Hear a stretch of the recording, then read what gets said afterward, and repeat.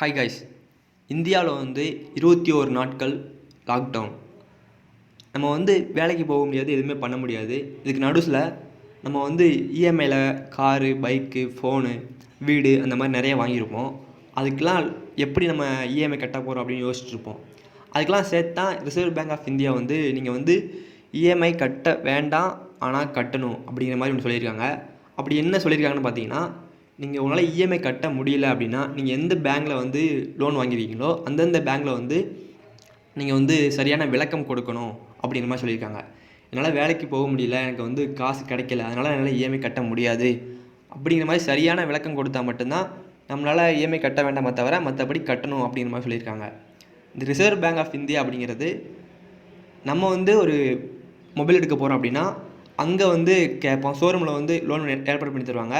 அது நீங்கள் எந்த பேங்க் அக்கௌண்ட் வச்சுருக்கீங்களோ அந்த பேங்க்கில் லோன் ஏற்பாடு பண்ணி கொடுப்பாங்க.